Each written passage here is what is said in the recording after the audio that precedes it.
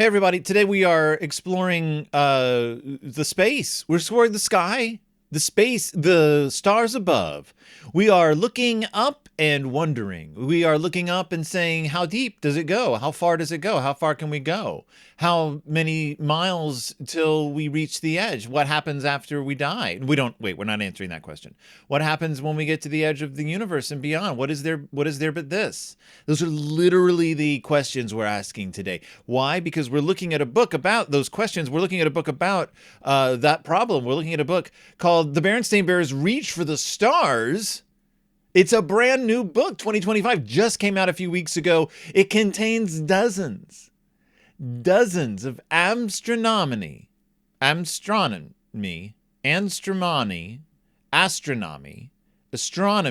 facts. It contains dozens of facts. But how factual are these facts? How scientifically accurate is the Berenstain Bears Reach for the Stars? Do they get to the stars? Or do they land among the moons? Shoot for the moons. Because even if you miss, at least you gave it a shot. That's what we have to say today. Does Mike Berenstain miss? Or does he make it to the stars? And those stars being astronomy facts. Let's find out in the Berenstain Bear. I've never introduced a book like this before. Berenstain Bears Reach for the Stars.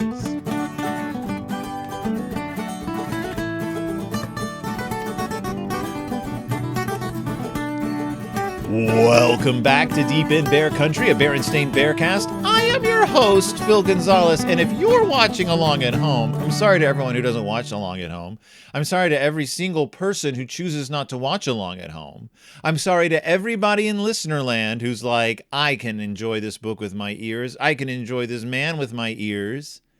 If this man were in front of me physically, I would close my eyes and just listen to him because that's the way I like to enjoy him. I apologize to everybody in advance because I'm going to discuss something you cannot see, and that is the fact that I am wearing a hooded shirt, a hooded sweatshirt, a hooded zip-up hoodie, as they call them in the UK.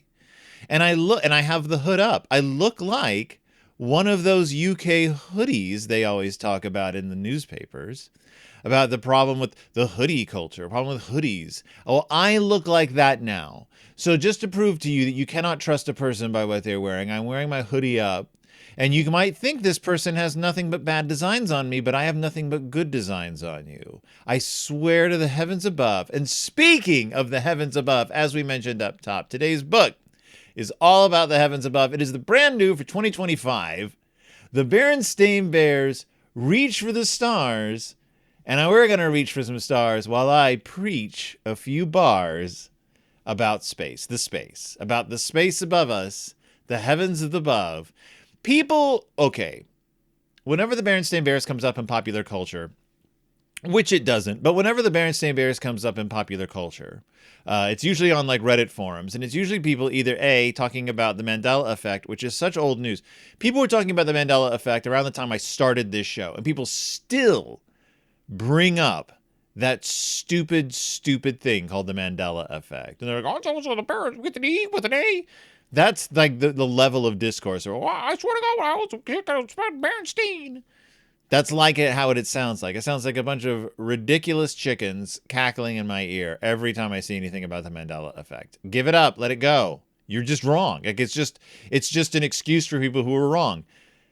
So they're either talking about the Mandela effect or they're talking about the fact that the Berenstain Bears books are now written by the son of the originals. Like so they talk about it like the son took over, as if his parents didn't hire him on as another contributor to their books in like the 1980s, as if Mike was this interloper who was like vulture perched on a fence waiting for his parents to pass away, and then when they got too old, he seized on the property of the Berenstain Bears. They talk about how the Berenstain Bears has been taken over by the sun, their child, not like the sun, not like the star above, which we'll get to, and that he's turned it into a right-wing propaganda, Christian conservative right-wing propaganda, which is Reddit way of saying he has some books about religion. But for Redditors, massively online people think of religion as this sort of like nefarious thing that was only invented in the last 50 years just to bother them. But they also think of religion as something that exists separate from science, that he's trying to teach kids about to move away from facts and get into Christian ideology. Whereas Mike's religious books are pretty much all entirely be nice to each other, like be kind to each other and listen to your friends and behave as Jesus probably would have wanted you to, which is as a nice person who loves their neighbor. Like that's basically the gist of like the religious books. Like, just be a decent person. It doesn't matter what you believe in as long as you're a decent person. I'm being interrupted. Hold on. I'm being interrupted.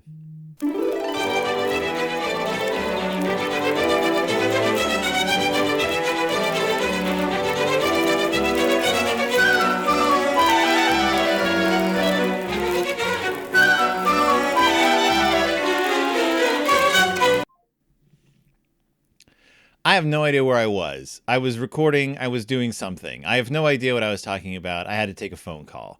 The Berenstain Bears reach for the stars. I look like Emperor Palpatine. I guess is what I'm saying. I look like Emperor Palpatine when I'm looking at myself now. I don't look like an awesome kid in a hoodie because I'm not. I'm a lame human in a hoodie. I look like, I don't know what I look like. What do I look like with a hood on?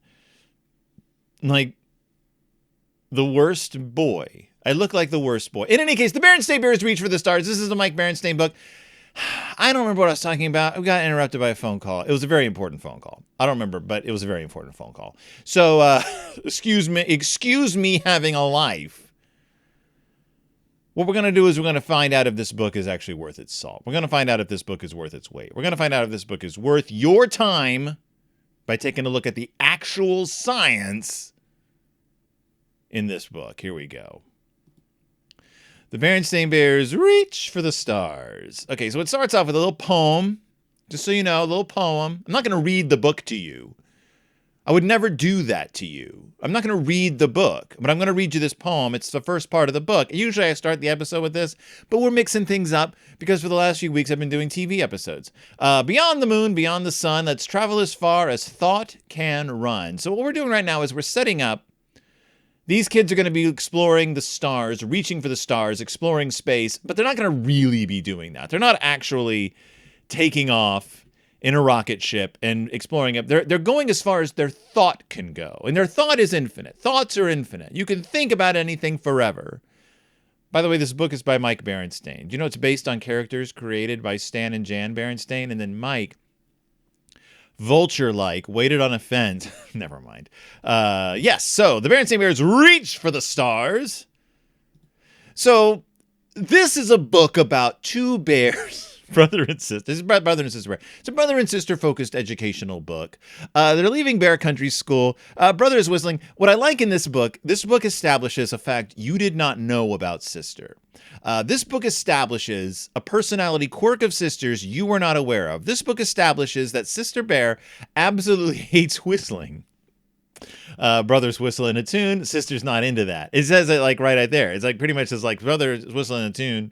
Sister ain't about that whistling life. She's not. But they start talking about who their favorite teachers are. And brother's like, oh, Teacher Jane, obviously. And which I'm sorry for your other teachers, but Teacher Jane, obviously. And sister's like, why Teacher Jane? He's like, well, she's stern, she's firm. But she's a good teacher. Like, she takes things seriously. She lets us, have a good time. And she's a good teacher. She's a fun teacher. But she's also very serious. And she knows how to call, like, BS on the kids when they act up. She keeps kids in line. She's firm and stern. And as we know from the cartoon, she talks like this. Like, she kind of talks like this in the cartoon. Something like that. But we love it. And we love the fact that she teaches science. She's great at everything, but she's really good at teaching science. She's really good at making concepts in science make sense to kids our age. And so the illustration they show for that is that Teacher Jane has a screen pulled down. There's an image on there. It says Newton's third law of motion. For every action, there is an equal and opposite reaction. We see a cartoon drawing of a rocket ship. The thrust coming out the back of the rocket ship is labeled action. And the rocket ship moving forward is labeled reaction. And then up in the corner, we have a bear illustration of Sir Isaac Newton, who in this bear universe is called Sir Isaac Newton, No bear pun needed. But he's got the long locks, the wig, the white wig that Newton was famous for. And like Isaac Newton, his eyes seem to be firmly crossed. I don't know why Mike drew Sir Isaac Newton with crossed eyes, but there it is. So Newton's third law of motion: for every action, there is an equal and opposite reaction. That's a simplified version of the actual thing. But for kids, for little kids, this is a pretty good on point illustration of Newton's third law. The rocket fuel is pushing out the back of the rocket ship, and the opposite reaction is the rocket ship moving in the opposite direction. The rocket is pushing against the air, forcing the rocket to move equally in the opposite direction. That's about as cut and dry as you could hope for as an illustration of equal and opposite reaction. And it's actually better than the illustrations that my teachers would use would be like pushing something, like pushing another person. But it was always hard to, like, there's a lot going on in there. Like if you push a person, like the amount of force you use, you're pushing against that, and their body is pushing back. And it was always complicated. Plus there was a lot of emotions involved. Like if I pushed a person over, why am I doing that? Like, there's a story there. I don't need a story about a rocket ship. Rocket go boom. Rocket fly up, rocket go boom, you land among the stars. That's all I need to know. Pretty good illustration, Teacher Jane. Now, the kids love space. They love talking about space. They love thinking about space. And they especially love Space Grizzlies. In fact, we're back with the Space Grizzlies. We're back with with the greatest IP invented by the Berenstain Bears, the Space Grizzlies, who've existed since the Berenstain Bears and the Bad Dream. They've existed in animated form. They've existed in storybooks. I assume if there was ever another Berenstain Bears TV series or movie, they would somehow work them in.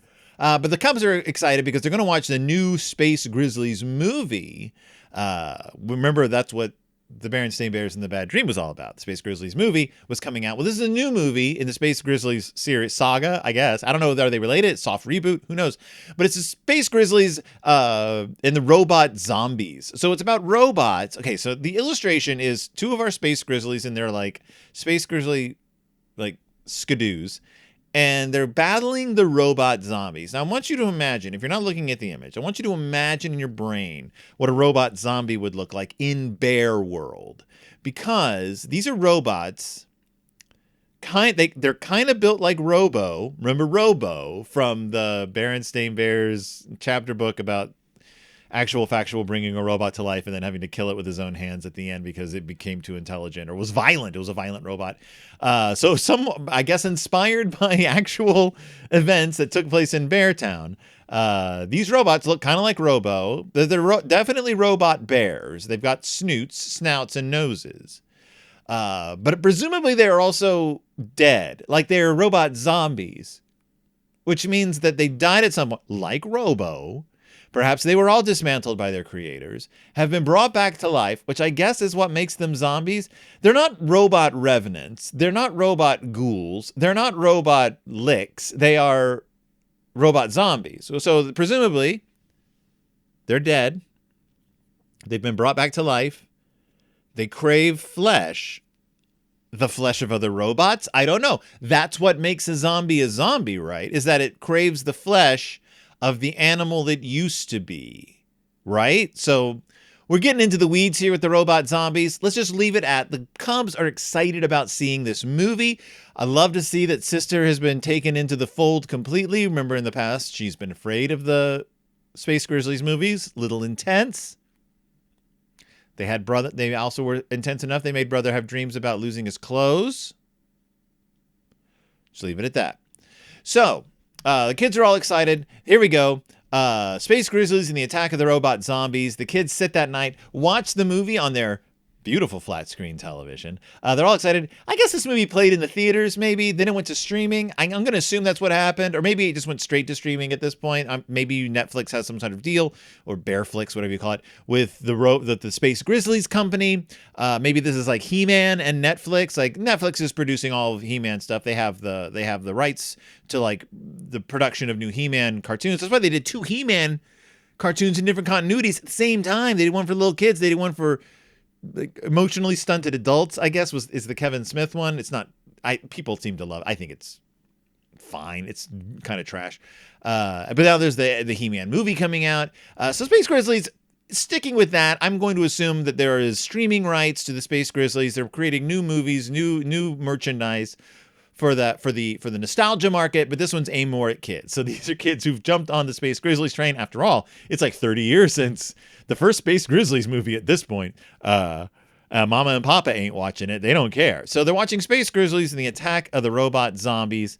And it's great. It's an exciting movie, but it gets the kids thinking. There's a lot of things mentioned in the movies, like quasars and galaxies, things that the kids aren't really like familiar with, like these more in-depth, not galaxies, but these more in-depth scientific astronomical concepts. And they're like, are these things based? They're like, what are quasars? They're like, maybe they're like lasers, which, okay, quasar and laser don't really rhyme, but they're like, maybe they're like lasers, like the lasers they shoot each other with. So they don't really know, but they're wondering, are the concepts introduced in this fictional film based in reality, which is an amazing thing to wonder. We're treading in Neil deGrasse Tyson territory here, but unlike Neil deGrasse Tyson, the answers they get are not going to be simply to make them despise fiction. So they go to bed that night, they're laying in their bunk beds and they're talking about this, and they can't sleep because they're like, are these things real? Like, is any of this real? And they're like, you know what we can do? We can ask Teacher Jane tomorrow. She's always talking about space. She's always talking about the astronomy. She's always talking about the sky. She's talking about the stars. She's thinking about the stars. Her heads are in the clouds. Let's go talk to Teacher Jane. So the next day they tromp up to school and they confront her right away. They're like, we watched this movie. We want to know what is the deal. What's the deal with these quasars? What's the deal with the, oh my goodness. And behind Teacher Jane on her whiteboard is illustrations, presumably that she's drawn in dry erase marker for her next astronomy lesson. First we see a diagram she's drawn of a comet's orbit. So we have the sun, we have Mercury, Venus, Earth, Mars, Jupiter, Saturn, Uranus, and Neptune, the 8 planets. And then we have a comet orbit, which is, okay, in the planets, it's not realistically, like, they're not drawn to scale, but it shows you like their circular orbits, and we see this massively elliptical orbit around the sun with the comet tail pointing away from the sun every step of the way. It's a fairly accurate representation of a comet's orbit. Comets don't orbit within they're not within the planetary orbits. They sort of exist in their own thing. These are objects that have been captured by the gravity of the sun and the planets, and they're forced into an orbit around the sun, but that orbit can take just years and years and years and years. And the tail of the comet is the surface of the comet being burned off by the sun, and so it flies. It's going to fly in the opposite direction of the sun no matter which way the comet is headed. The tail of the comet is not the tail of the comet in the sense that like a cat's tail is the tail of the cat. It is simply the ejecta of the surface of the comet, like burning away into space. And it's, if the comet is flying towards you, but the sun is behind is in front of you, then that comet's tail, is going to be facing you, even though the comet's coming at you. Comets.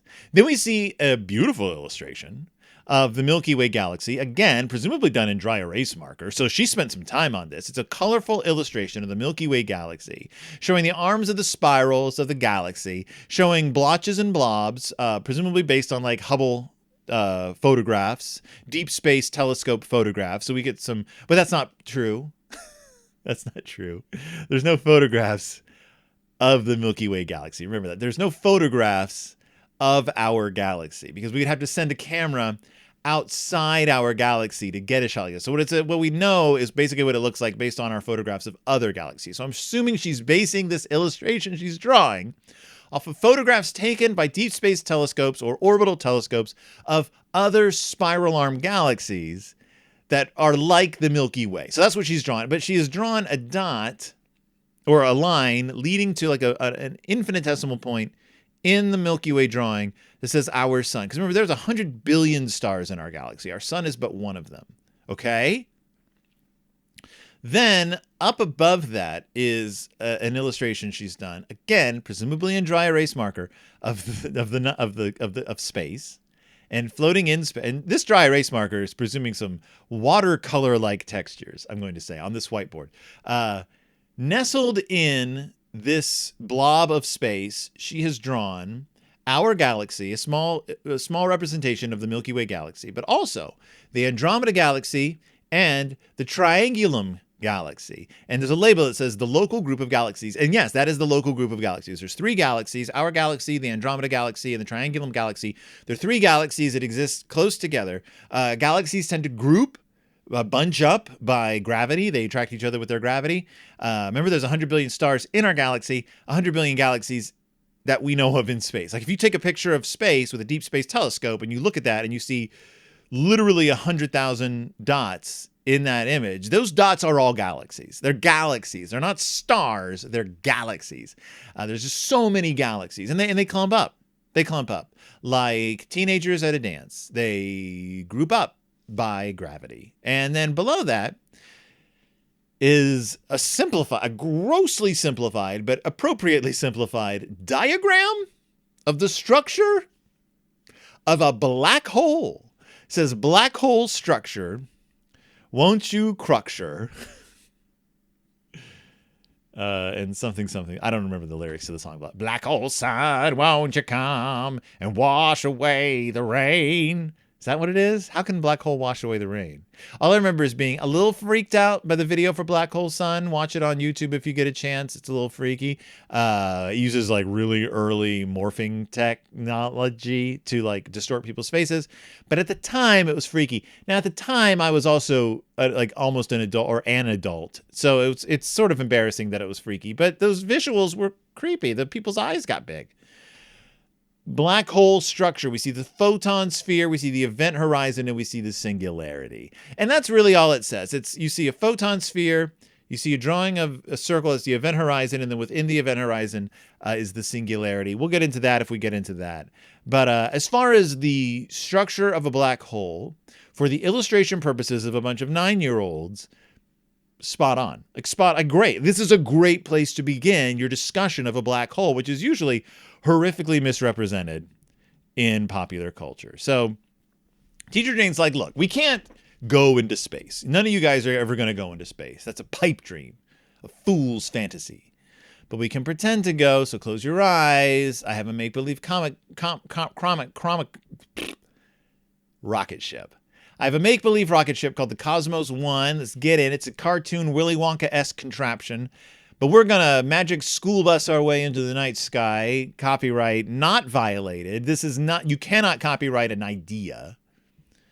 I can take my kids on a whimsical imaginary journey into science. It's not a violation of Miss Frizzle. Or her niece? Was it the latest magic school bus is like her niece? Or her daughter? Her granddaughter? I don't remember. But in any case, we're going to whisk you away. We're going to whisk you away like the kids in Weapons and take you on a magical adventure up into the cosmos, in our minds, in a yellow vehicle that is not a school bus. So they go imaginary flying up. They fly away. They fly away from the Earth, which is being orbited by the moon. We see the sun. We see Mercury. We see Venus. They go flying up past Mars, Jupiter, Saturn, and we see a nice diagram of our solar system. We see the sun, Mercury, Venus, Earth, Mars. We see the asteroid belt between Mars and Jupiter, which is there and is massive. Saturn, Uranus, Neptune, right? But then outside the solar, like that part of the solar system proper, we have a cluster, like a full ring around the solar system called dwarf planets. And within the dwarf planets, we have 2 named objects, Pluto and Eris, which are 2 of the more massive dwarf planets out there. Now, Pluto, as you know, for many years was considered a planet, a primary planet, a main planet. But then the dwarf planets were discovered. And they realized that this thing that is Pluto is not as singular as they thought. And that if they were going to keep Pluto a planet, then they would have to incorporate a lot more of these things as planets. And it was actually smarter from a scientific standpoint, from a categorizational standpoint, to change Pluto's status from planet to dwarf planet, which is fine. It's just that there's a lot of those. In fact, Uranus has a moon that is about the same size as Pluto. And that used to be a dwarf planet. Like, that's how small these things are. Like, Pluto is small and it's far away. And it's an active planet. It's a real planet. Like, it's a dwarf planet. Like, being a moon, being a dwarf planet, there is no shame in that. That is simply nomenclature. It is simply what they need to call you. Else, kids would have to memorize all 250 planets in the solar system. Like, and that's not going to happen. There's not that many educated mothers who just gave us 9 pizzas to cover all the planets if they included dwarf planets. So we're going with that. We're going with that. We're going with that. But I like that it shows that it's not to scale. If you were to make a scale model, they've made scale models of the solar system. They exist on the Earth. Like, people have made scale models of the solar system. And those things have to be as big as a city. Like, they are enormous. That's how vast the distance between planets is. Like, you can't, if you have like a basketball as the sun, like, Mercury is going to be like the size of a pea or like a pinhead, and it's going to have to be like half a mile away just to make it scale. And there are cities that have done this. And you have to travel the city to find the next planet because scale is whopping. So this is not a scale drawing, but it is a somewhat accurate drawing as far as showing you the order of things and showing you that Pluto and Eris are dwarf planets. But like, you know, like I think is it Neptune or is it Uranus? One of the two. I think it's Neptune that has the moon. Neptune has the moon that used to be a dwarf planet. That has like a bizarre, more bizarre orbit. I think it's Neptune. Neptune has the really bizarre orbit because it varies its distance from the Earth, from the sun, like a lot. Sometimes Pluto would be closer to the sun than Neptune. It was always a little wonky. We get Pluto out of the picture, though. It's not as big a deal. But in this illustration doesn't show that. It shows perfectly circular orbits for all the planets, but that's not what we're talking about. We're just talking about the order of things. So they go flying. Now, Teacher Jane is like, okay, we're going to have to pretend not just that we're in space, but that we're going faster than the speed of light. And the speed of light, and there's an illustration of a flashlight, and the light shining from it has a little miles per hour thing, 671 miles per hour, which is not, 671 million miles per hour, sorry, not 671 miles per hour. Supersonic jets don't go faster than light. 671 isn't really the speed of light. It's 670.6, yada, yada, yada. Rounding it up to 671 for a bunch of children, though, that's fine. Easier to comprehend. She's like, you can't go faster than light. As we learned from the movie Event Horizon, you can't go faster than light. If you want to go faster than light, you really have to fold space. Hold on. I'll get a magazine I can fold in half and poke a pencil through to prove that, never mind. You can't go faster than light. You can't arrive somewhere before your image arrives there. That can't happen. It is physically, scientifically impossible to travel faster than the speed of light. You would simply stop. You simply would not be. You would gradually approach the speed of light until you existed in another like concept of time. So she says, let's pretend we can, though, because we wouldn't survive this trip otherwise. Because we're going to visit our nearest neighbor. We're going to visit Proxima Centauri. And Proxima Centauri is our closest star neighbor. It is a star that is, hold on, I'm going to look this up. I'm going to look it up just for you. Proxima Centauri distance. Proxima Centauri is 4.24 light years away. So 5.88 trillion miles away. That is our closest star, right? Yes. Alpha Centauri is the closest system. Proxima Centauri is the closest star in that system. 5.88 trillion miles away. So she's like, let's pretend we can travel faster than the speed of light. Let's pretend it doesn't take us almost 5 years to get there. We're going faster than the speed of light. There it is. There's Proxima Centauri. Centauri? I'm not sure. I don't care. Who cares? Proxima Centauri has a planetary system. 3 planets orbiting around it. These planets are called D, B, and the disputed C. There might not be a C. It's very hard to see that far across the galaxy. There might be a C, but we know that there's A and there's D and there's B. D and B, what are they? D, B, D and B. Planet D, a confirmed exoplanet orbiting Proxima Centauri, the closest star to the sun. And Planet B, an exoplanet orbiting within the habitable zone, which means it could have life, but it probably doesn't. So moving on. So that's totally accurate. Teacher Jane doesn't go into the disputed planet C. She doesn't go into it. She's like, not even important. But whoa, what are we coming up on here?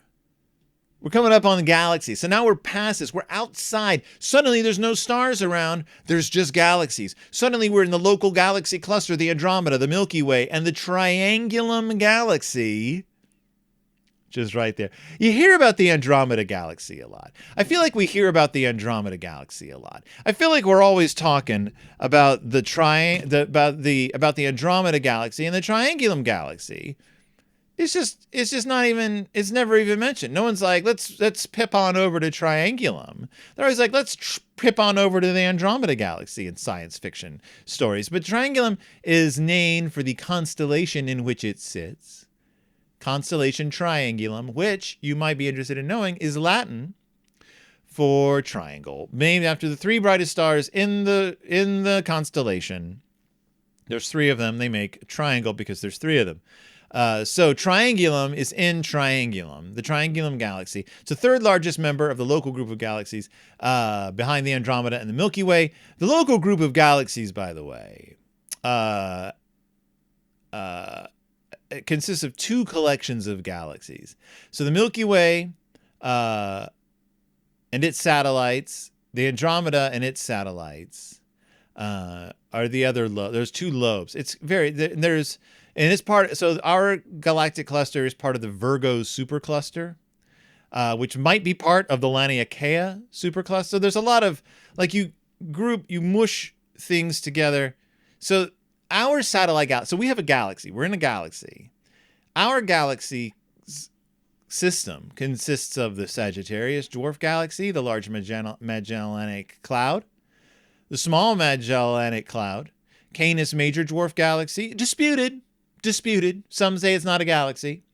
Ursa Minor dwarf galaxy, Draco dwarf galaxy, Carina dwarf galaxy, Sextans dwarf galaxy, Sculptor dwarf galaxy, Fornax dwarf galaxy, Leo the First, a dwarf galaxy, Leo the Second, a dwarf galaxy, Ursa Major 1 dwarf galaxy, and Ursa Major 2 dwarf galaxy, and then several additional ultra faint dwarf spheroidal galaxies. Now the Triangulum's the third largest. And no one's really sure if the Triangulum is actually connected to the Andromeda or is its own cluster. They're about 750,000 light years apart, so they're really close on like a astronomic scale. And they experienced a close passage 2 to 4 billion years ago, which triggered star formation across Andromeda's disk, which is why in the Andromeda Galaxy, you see these young stars near the outside. The Pisces dwarf galaxy, though, is equidistant from the Andromeda Galaxy and the Triangulum, so it could be a satellite of either. It's hard to tell in a lifetime of a human being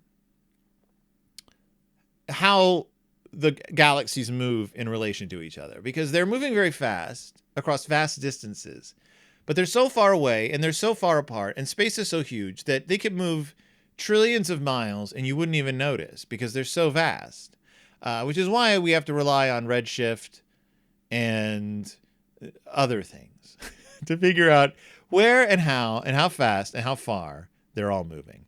But as far as Teacher Jane's illustration goes, it's pretty smart.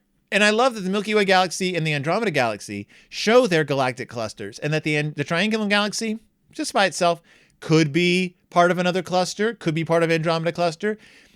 Teacher Jane is smart enough to know, don't hammer yourself down to one theory. We are scientists. We are not know-it-all-itises. So they continue on, and then they get to the edge of the universe, right? Restaurants and all. The edge of known space. And here we see quasars, elliptical galaxies, spiral galaxies, and we see this sort of like cone of travel they've taken. There's the Milky Way, the spirals, ellipticals.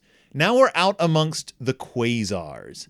And this is smart. This is a smart way to do it because quasars can serve as like outer markers of the visible universe because they are they're not but they are among the most distant observable objects, quasars. But what is quasar? We're all wondering that. What is a quasar? It's a super bright object in space. It's at the center. Quasars form at the center of galaxies. So in the middle of the galaxy sits a supermassive black hole, millions or billions of times heavier, has more mass than our own sun. And supermassive black holes are in the middle of, I think, most galaxies. So it's a supermassive black hole. It's just constantly pulling in dust and gas, right? Which don't fall like into it like a hole, but they orbit around it really fast. And the faster they orbit, the closer to the singularity they get, the faster and faster, much faster and faster, approaching the speed of light. They get squished because of all the pressure. They get hot because of all the pressure until they glow brighter. Like they just get more and more pressure, more and more heat. They're glowing brighter than all the stars in that galaxy combined. And they're shooting off all this light. And that is a quasar, quasi-stellar radio source. Because early astronomers were like, are those stars? What are we looking at? What are those stars? They're so bright, we can see them from billions of light years away. But because they're billions of light years away, what we're seeing happened billions of years ago, because that's how long it took the light to get to us. But it's a good way of us knowing what the universe looked like in its early days. Like the further away something is when you're looking at it, the more clues it's giving you as to what it was like back then, because it takes that light. It's bizarre to think about. So the energy they give off is massive. Some of them shine hundreds of times brighter than all the stars in the Milky Way put together, which is but no wonder we discovered them. And yes, so they are super bright beacons from ancient galaxies. And that's it. So I'm just going to look at a picture of a quasar. An artist's representation of quasars. I'm looking at the way artists have drawn quasars, and they look like galaxies with supermassive black holes in the center, and these giant beams shooting out from the disk on either side of the disk. So they look like wheels mounted on huge axles, huge light axles. That's how an artist usually represents a quasar. And that's what Mike has drawn. Just dozens upon dozens of these galaxies. So the accretion disk of the black hole is shooting out this imagery. We have X-ray images of quasars that you can see. Like here's the blast of energy. It's an X-ray jet. It extends at least 1 million light years from the quasar. I just find that this is just it's bizarre and fascinating and informative. And Mike has done the world of children an educational favor in really lingering on quasars, because this is something that we don't talk about a lot with kids. Quasars, but it's worth knowing, and it's easily explained. This book does a good job of just sort of like giving you the lowdown. So then they're moving back. They're coming back. They pass the quasars, past the galaxies. We're back into the Milky Way. We pass the Kuiper Belt. We pass the asteroids, and we're flying in back home. And the kids are like, Teacher Jane, this is amazing. Thank you so much for answering our questions. Although she didn't mention space grizzlies, but maybe one day we could become astronauts and go explore this stuff. She's like, you could, and I love that she does this. She's like, you could become astronauts, or you could become astronomers who are scientists who study the night sky, who study space. You could do astronomy, which is a science that we actually need more of than astronauts. So, I mean, she doesn't say that, but that's the implication. And they're like, ooh, yeah, astronomers. It's much more. Most people will never go into space. Most people will never go up into outer space. Most people are stuck on the ground. And if you want to get into space, one of the best ways to do it is to look up. Look up with a giant lens and take a look at the things above you. That's your first step into getting into space. Sometimes your final step is becoming an astronomer.